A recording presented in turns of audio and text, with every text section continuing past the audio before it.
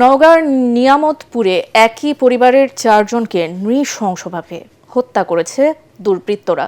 ভোরে বাড়িতে ঢুকে তাদের হত্যা করা হয় বলে জানিয়েছে পুলিশ। স্বজনদের দাবি, জমি সংক্রান্ত বিরোধের জেরে এই হত্যাকাণ্ড। এ ঘটনায় একজনকে আটক করা হয়েছে। এদিকে কক্সবাজারের টেকনাফের বাহারছড়ার গহীন পাহাড় থেকে 3 যুবকের মরদেহ উদ্ধার করেছে পুলিশ। ধারণা করা হচ্ছে অপহরণের পর তাদের হত্যা করা হয়। নওগাঁ ও কক্সবাজার প্রতিনিধির পাঠানো তথ্যচিত্রে আরও জানাচ্ছেন আসিফুর রহমান সাগর। স্থানীয়রা জানান, রাত 8:45টার দিকে রাতের খাবার খেয়ে পরিবারের সবাই ঘুমিয়ে পড়েন। হাবিবুর রহমান একা এক ঘরে, তার স্ত্রী ও 2 সন্তান এক ঘরে এবং বৃদ্ধ বাবা অন্য ঘরে শুয়েছিলেন। ভোরে হাবিবুরের পিতা ফজরের নামাজ পড়তে উঠে আঙিনায় ছেলে, ছেলের বউ ও নাতি নাতনিদের রক্তাক্ত দেহ পড়ে থাকতে দেখেন।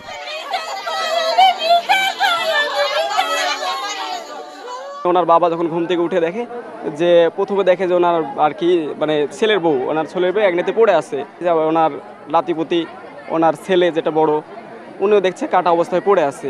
এটি এমনভাবে কাটিছে এই পর্যন্ত ছেড়ে গেছে।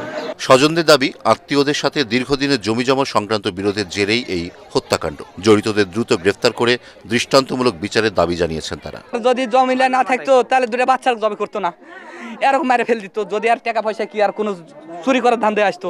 ওই জমি ভাগ করা করে গন্ডগোল শুরুই হয়েছে রে। এদিকে পুলিশ বলছে এটি পরিকল্পিত হত্যাকাণ্ড। ঘটনার প্রাথমিক তদন্তে নেমে এরই মধ্যে নিহত হাবিবুর রহমানের ভাগ্নে সবুজকে আটক করা হয়েছে। মামলার তদন্তে কাজ করছে আইন শৃঙ্খলা বাহিনীর একাধিক সংস্থা। এটি পরিকল্পিত হত্যাকাণ্ড বলে প্রাথমিকভাবে ধারণা করা হচ্ছে, এবং কেন করা হয়েছে এবং কারা করছে এটা আমাদের তদন্ত চলমান। আমার তদন্ত শেষে আমি বিস্তারিত আপনাদেরকে জানাতে পারবো। নৃশংস এই ঘটনায় পুরো এলাকায় চাঞ্চল্যের সৃষ্টি হয়েছে। সকাল থেকেই ঘটনাস্থলে ভিড় করছেন হাজারো মানুষ।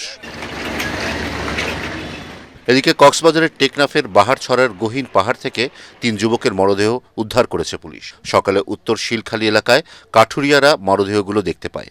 নিহতরা হলেন স্থানীয় বাসিন্দা মুজিব, নুরুল বশর ও রবিউল আউয়াল। তারা কয়েকদিন ধরে নিখোঁজ ছিলেন বলে জানা গেছে। আসিফুর রহমান সাগর, এটিএন বাংলা।